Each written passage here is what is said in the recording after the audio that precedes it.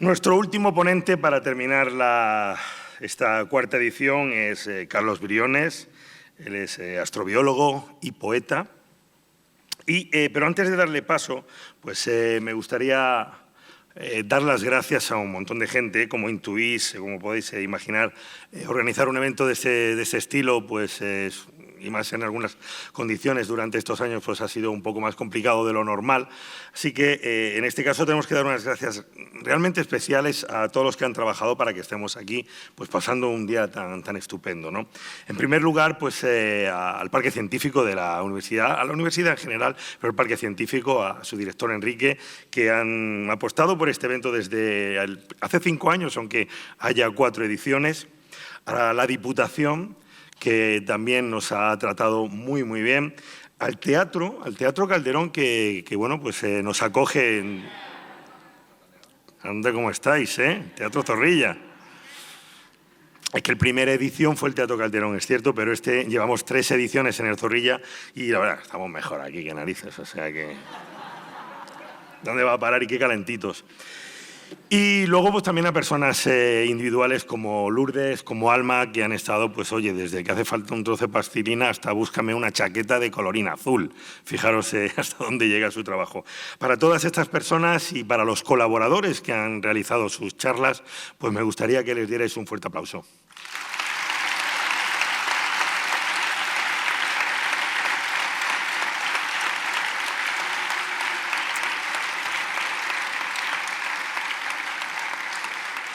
Y ahora sí, para terminar Por cierto, Carlos Briones está dando unas charlas muy buenas y ha creado su propia expectación, su propia escala, sabemos la escala Briones, donde se mide la calidad de una charla ya en Briones. Le podemos dar un 6 en la escala Briones a una charla normalita, un 8 a una buena. Bueno, pues estamos esperando que supere ya el 9, 9,5, 10, incluso con esta En busca del origen de la vida, el futuro del pasado. Un fuerte aplauso para nuestro poeta.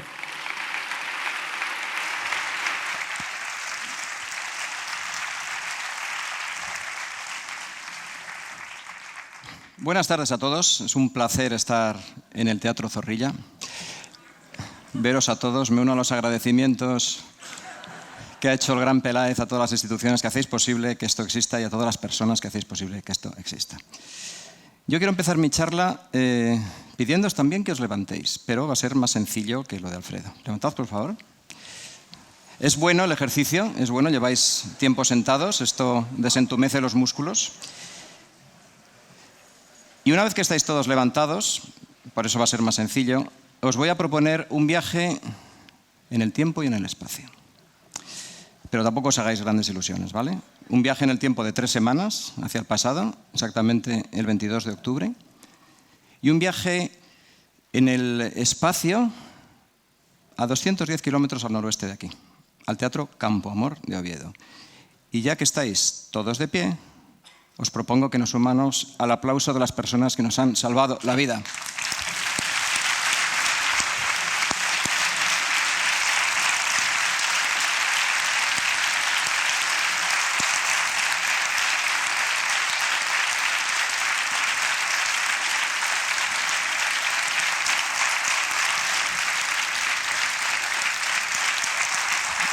Muchas gracias. En su nombre, en nombre de todos los científicos, os podéis sentar. El viaje ha sido, habéis visto, breve. Estos 7 científicos son la punta de lanza de miles de científicos que han estado trabajando para salvarnos la vida. Y gracias a ellos estamos aquí. Eso no hay que olvidarlo nunca. Y cuando acabe esta pandemia, que terminará, por cierto, terminará cuando termine en todo el mundo, no cuando termine en el primer mundo, tendremos que seguir necesitando la ciencia.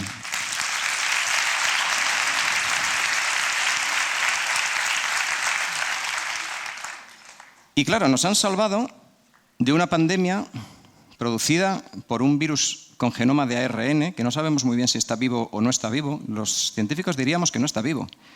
Y nos han salvado con otros tipos de virus que hacen unos trucos. Hemos hablado mucho de inmunología en esta estupenda sesión de Naucas Valladolid de este año. O con proteínas, o con otros ARNs que son capaces de producir proteínas. Entonces, todo esto yo creo que merece la pena estudiarlo un poco, ¿verdad? Y en el fondo estamos hablando de que nos han salvado la vida porque somos entidades vivas. ¿Y desde cuándo somos entidades vivas? ¿Desde cuándo la vida ha comenzado en este planeta. De eso vamos a hablar hoy. Y claro, ya sabéis que Aristóteles tenía el modelo de la generación espontánea de la vida, que fue refutado por Pasteur unos poquitos siglos después.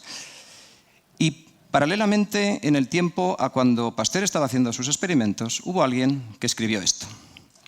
Hay grandeza en esta visión de que la vida, con sus diferentes fuerzas, ha sido alentada inicialmente en un corto número de formas o en una sola. Y que mientras este planeta ha ido girando según la constante ley de la gravitación, a partir de un principio tan sencillo, una infinidad de las más bellas y portentosas formas han evolucionado y siguen evolucionando. Me emociono todavía al leer esto. ¿Sabéis quién escribió esta frase, verdad? Charles Darwin. Esto forma parte del último párrafo del Origen de las especies, que es una de las mayores obras de todos los tiempos, dentro y fuera de la ciencia. Una obra que nos cambió la percepción de nosotros mismos. Pues Charles Darwin, con esta frase, estaba haciendo la primera aproximación histórica al origen de la vida. Nunca antes se había planteado que todos los seres vivos que formamos parte de esta biodiversidad viniéramos de un corto número de formas o de una sola.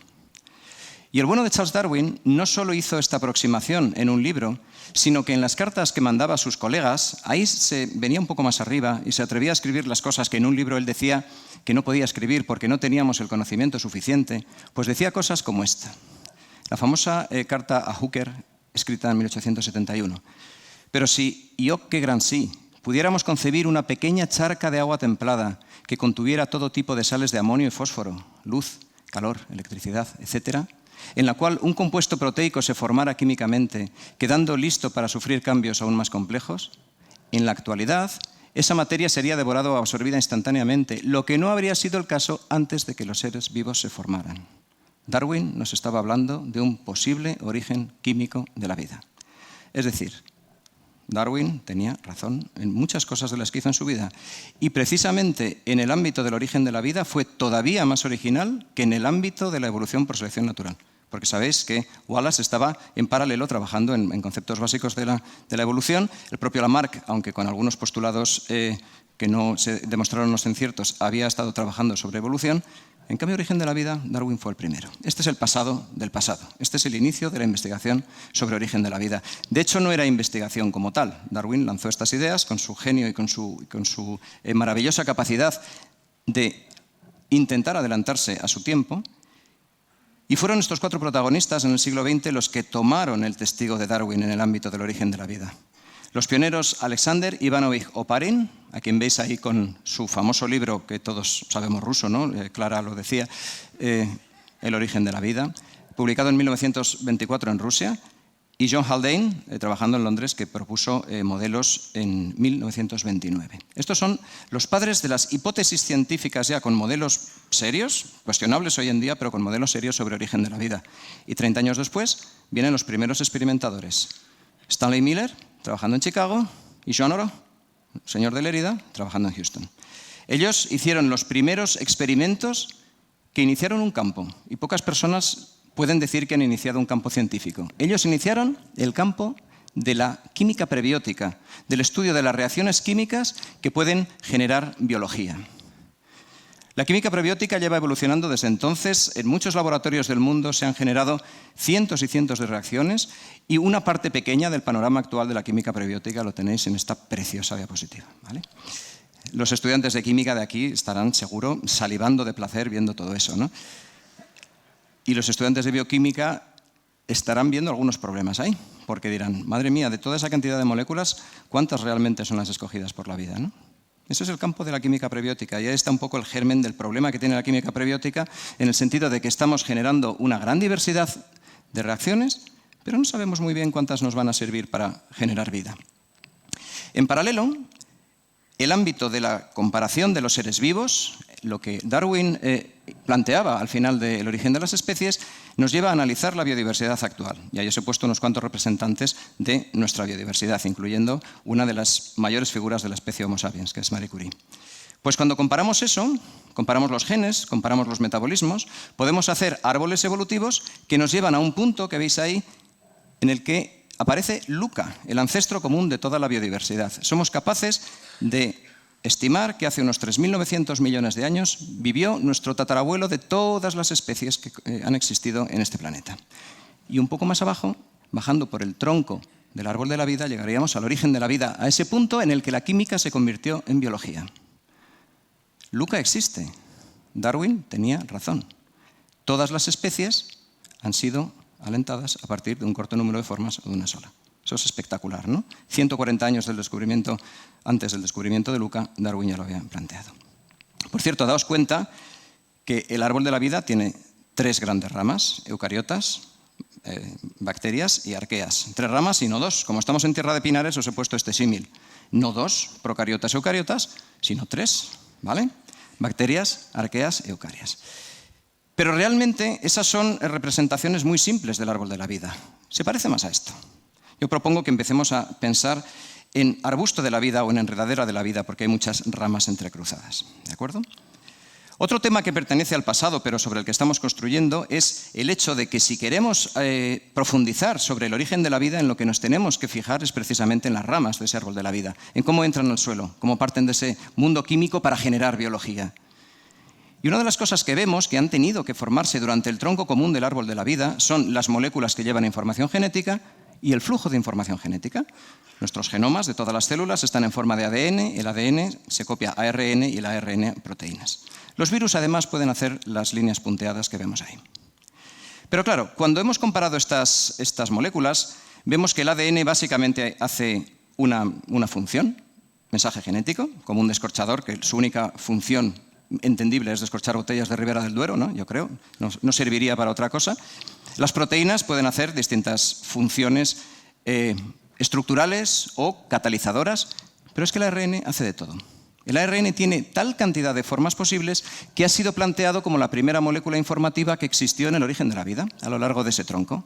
Y entonces los investigadores han planteado estos modelos en los cuales en el tronco de la vida, en algún momento intermedio del pasado, entre 3.800 y 3.500 millones de años, había primero un mundo de ARN que dio paso a un mundo de ARN y proteínas y luego ADN, ARN, proteínas. Esto es más o menos la situación en la que estamos hasta ahora. Vamos a hablar un poquito más del presente y del futuro. Claro, cuando pensamos en el futuro, tenemos que imaginarnos que el origen de la vida va a ser comprendido dentro de la dinámica de la vida en el universo. Me viene muy bien dar la charla después de mi maestro y amigo Fernando, a quien también quiero mucho, como el mío es mutuo esto, porque la investigación en astrobiología nos pone en esta perspectiva. La vida es una transición entre la química y la biología que puede haber ocurrido aquí o en otros sitios y hay que estudiarla en conjunto. ¿Cómo la vamos a estudiar? Pues la vamos a estudiar a través de la transición de distintas disciplinas. La astroquímica nos lleva a esa química prebiótica que estamos viendo, a los orígenes de la vida y a la biología. Dentro de este contexto, los biomarcadores, que es un tema muy interesante que aparece mucho en astrobiología, aparecerían a formarse más o menos en esa época.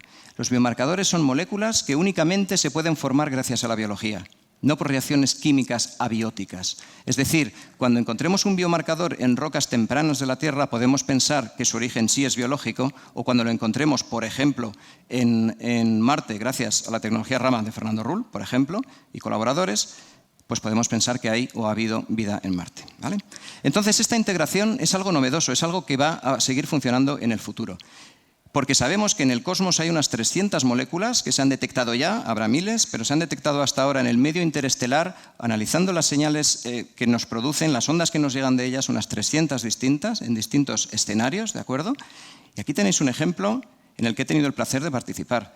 Colegas astroquímicos de mi centro, del Centro de Astrobiología, apuntando a un lugar muy cerca del centro galáctico, han detectado señales de una molécula que ha resultado ser etanolamina, como veis ahí. La etanolamina resulta que en nuestra vida forma la cabeza de los lípidos de nuestras membranas biológicas, las que envuelven a todas nuestras células. Hay distintos tipos de cabezas, la más abundante es la etanolamina. Eso querría decir que a lo mejor la etanolamina que todos tenemos en miles de millones de moléculas en nuestro cuerpo nos vino del espacio en el pasado. Daos cuenta de esta integración de ciencias que se está produciendo ahora y que va a alimentar el futuro. Porque claro, tenemos que pensar que el problema del origen de la vida no es una cuestión de reacciones químicas en un laboratorio para ver qué podemos originar. Tenemos que tener una amplitud de miras que nos permita imaginarnos nuestro planeta hace unos 3.800 millones de años como un enorme laboratorio donde distintos grupos de trabajo están haciendo distintos tipos de reacciones químicas. Muchos de ellos no llevarán a ninguna parte. Algunos de ellos funcionarán. Las soluciones que distintos microambientes de ese planeta encuentren se fusionarán. Y prueba de que alguna vez funcionó es que estamos aquí. Pero claro, hay que pasar de ese mundo, que de momento era un mundo geológica y químicamente muy interesante, pero un mundo inerte, a la vida. Eso es fascinante. Eso es un tema de trabajo que requiere la colaboración de científicos con mucha variedad de disciplinas. Y cuando hemos analizado la vida, lo que hemos visto es que necesita la combinación exitosa de 3 subsistemas. De un material genético, que es el que se va a copiar y va a dar la información a la descendencia, de un metabolismo, que es una red de reacciones de intercambio de materia y energía con el entorno, y de un compartimento que permite definir el ser vivo respecto al entorno y facilitar esos intercambios de materia y energía. Por cierto, claro, el metabolismo es un grafo, vamos, grafo, grafo. Si no tienen esos 3 componentes, no hay vida. Y sabemos que los virus no tienen metabolismo. Hemos tenido un par de charlas excelentes sobre virus esta tarde. En ausencia de metabolismo, ¿qué tienen que hacer los virus? Robarnos el metabolismo a las células hospedadoras. Por tanto, sensu estricto, no podríamos decir que los virus están vivos, lo que no quiere decir que no sean importantes en la evolución. Gracias a los virus se han producido muchas de esas ramas horizontales que veíais en el arbusto de la vida. La evolución de los virus y las células probablemente ha sido paralela desde el origen de la vida. Entonces esto hay que estudiarlo y hay que integrarlo. Y la novedad respecto al presente y lo que va a ser el futuro es que hasta ahora había equipos científicos investigando el origen del metabolismo, o el origen del compartimento, o el origen del genoma, de la información genética. Y eran grupos que incluso mantenían unas polémicas agrias en congresos y en la literatura científica diciendo, no, primero fue el metabolismo. Decían, no, primero fue la replicación. Hoy sabemos que como no estén esos 3 subsistemas en paralelo, no hay vida posible. No tenemos un sistema químico que se comporte como una entidad replicativa. Por lo tanto, lo más inteligente y lo que va a guiar el futuro es intentar plantear escenarios para llegar a la vez a los 3 compartimentos, porque solo así vamos a poder entender cómo ocurrió, cómo se produjo el origen de la vida en nuestro planeta. ¿De acuerdo? Eso se puede plantear con una cierta facilidad sobre el papel. Podemos hablar del repertorio de moléculas que tienen que estar interaccionando entre sí, de superficies minerales que evidentemente van a jugar un papel importante, de sistemas de encapsulación en los cuales se puede definir ese yo respecto de ese ambiente y, por tanto, la química puede jugar a ser química fuera del equilibrio y a generar dinámicas autorreplicativas. Eso es la vida, ¿verdad? Y lo podemos plantear así. Y podemos llegar a entidades como lo que veis abajo a la derecha, en las que hay ya una replicación, una división de un material vivo en 2 partes.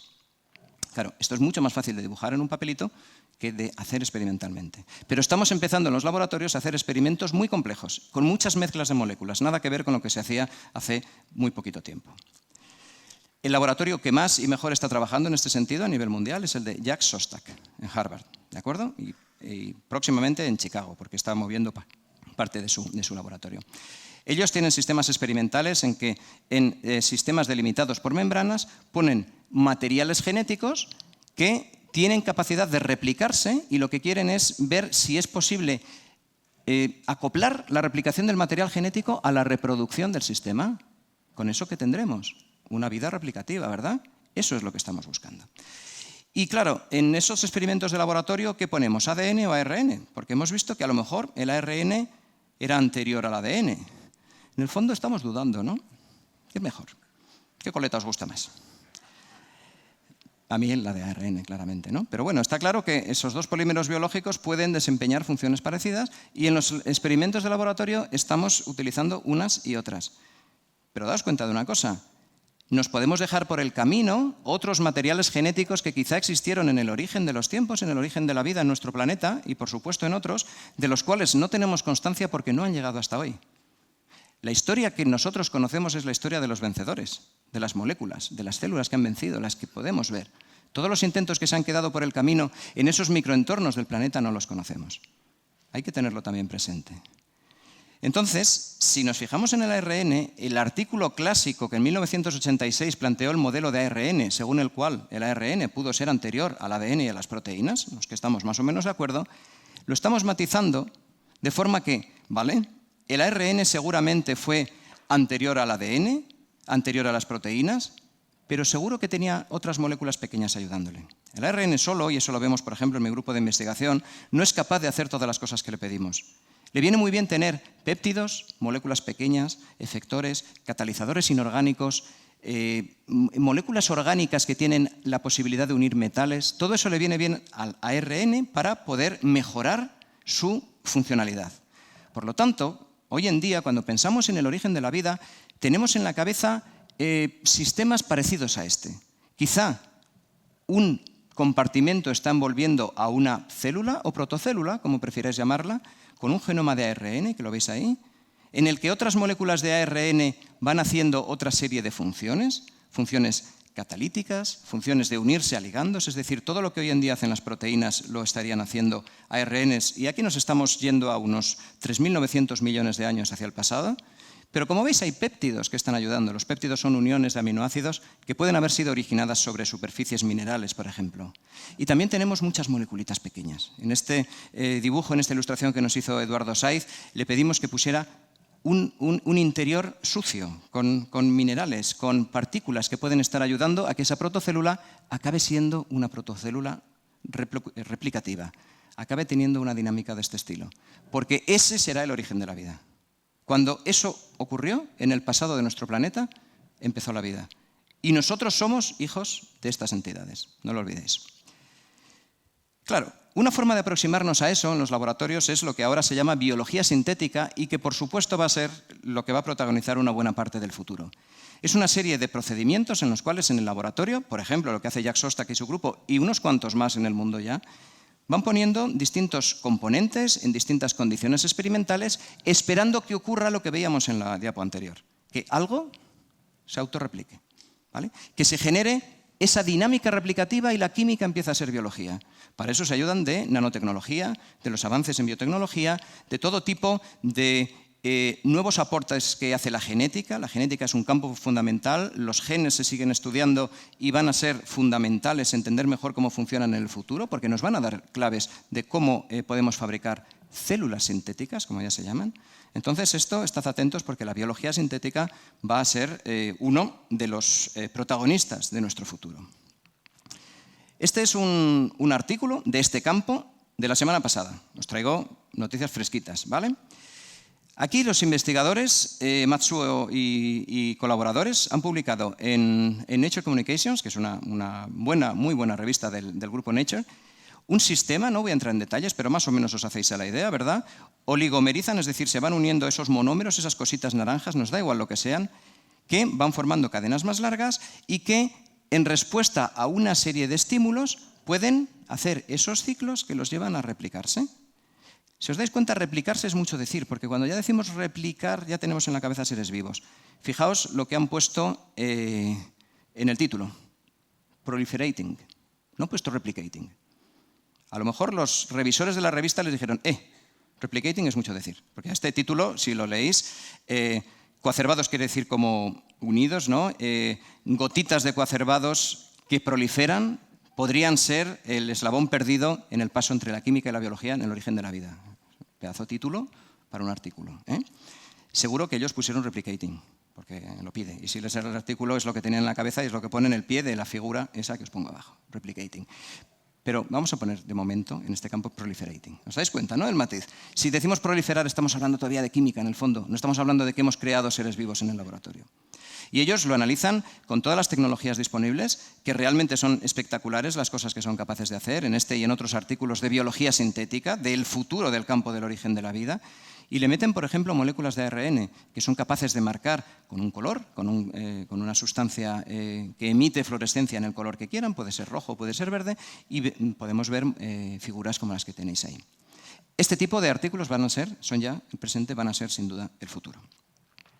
¿En España estamos haciendo cosas de estas? Pues sí, en España también. Esto es un poco un toque de atención para las personas que piensan que en España no se hace buena ciencia. Pues estamos intentando hacer la mejor ciencia que podemos, la mejor ciencia que nos dejan y la mejor ciencia que nos pagan.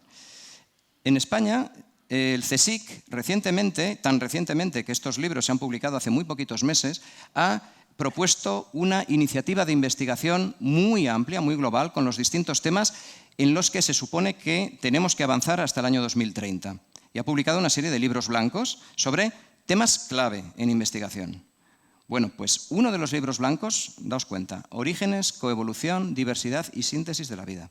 Estos temas de los que estamos hablando son la idea que tenemos los científicos del CSIC y toda la comunidad científica, porque lo hemos ampliado lógicamente a universidades y a otros organismos públicos de investigación y, por supuesto, a los colaboradores extranjeros, sobre qué va a ser el futuro del campo del origen de la vida. ¿Vale? En este volumen, en este libro blanco sobre los temas de origen y evolución, hay un capítulo, que es el capítulo 1, que va específicamente sobre el origen de la vida. Y ahí vamos a estar trabajando físicos, geólogos, químicos, ingenieros, biólogos, matemáticos, filósofos. ¿Os dais cuenta lo que esto supone? ¿Os dais cuenta la amplitud de miras respecto de lo que se hacía hace un par de décadas? Somos conscientes de que todas estas disciplinas hacen falta para avanzar en un tema tan complejo como el origen de la vida. ¿De acuerdo?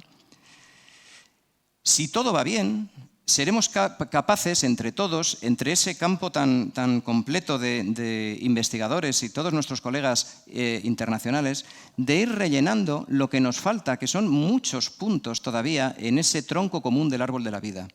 Seremos capaces de intentar conectar la química más básica que había en nuestro planeta, en ese dibujo que veíamos en negro y gris y rosa, con LUCA, con ese antecesor común. Ahí aparecerán todos los temas de investigación que veis ahí y muchos más. Veremos cómo somos o no capaces de demostrar que el ARN fue anterior a las proteínas y las proteínas con ARN anteriores al DNA. O quizá no, quizá estamos equivocados y hay que cambiarlo. Hemos de ser humildes, hemos de ser modestos, quizá nunca sepamos lo que ocurrió. Estamos intentando avanzar hacia un problema que nos lleva a hace 3.800 millones de años, ¿de acuerdo? Quizá nunca sepamos cómo comenzó la vida. Eso es un toque de humildad también para nuestro cerebro, que parece que los humanos somos capaces de explicarlo todo. Hemos de ser humildes como era Charles Darwin cuando ponía I think en sus árboles filogenéticos, porque todo lo que sabemos es una hipótesis basada en datos sobre lo que pasó, no es la realidad. Cuando un científico os diga que tiene la realidad absoluta, desconfiad de él. La ciencia nos lleva a lo más parecido a la realidad en cada momento y es la mejor forma de explicar nuestro mundo. Es la mejor forma de salvarnos la vida también, pero estamos abiertos a cambios, a modificaciones, porque así se construye este maravilloso edificio de la ciencia. Pues en este campo, en eso estamos. Y si os dais cuenta, incluso he dibujado unos arbolitos pequeños a la izquierda, porque nada impide pensar que hubiera otros posibles orígenes que no llegaron a LUCA, otros intentos que no fructificaron en una vida, pero que también tenemos que ser capaces de estudiar. Igual de esta forma vamos integrando la química con la biología. No son probablemente dos compartimentos estancos, sino que, como quiero mostrar en esa gráfica, hay una transición suave de la química a la biología. Quizá esa vida era una consecuencia, o no lo sabemos, de la complejidad creciente en la química y, como veis ahí, de muchas líneas muertas evolutivas, de muchos intentos que no llevaron a ninguna parte. Y la última pregunta que nos tenemos que plantear y que no sé si seremos capaces de responder entre todos es si la vida es fruto del azar o de la necesidad. Si somos contingentes o si somos producto del determinismo. Y eso es fundamental. ¿Por qué? Porque si la vida es el fruto de muchas casualidades, de una serie de eventos que han ocurrido aquí porque hemos tenido esa suerte, porque nos ha tocado, como diría Monod, el premio gordo en el Casino de Montecarlo, si eso es así, probablemente solo exista vida en nuestro planeta azul. Pero si hay un cierto determinismo en el sentido de que la química lleva a una química más compleja y esta origina otras biologías, probablemente estemos hablando de un universo que está lleno de vida, tanto dentro de nuestro sistema solar como fuera de él. Y esa es probablemente la pregunta más grande que nos podemos hacer todos. Muchas gracias.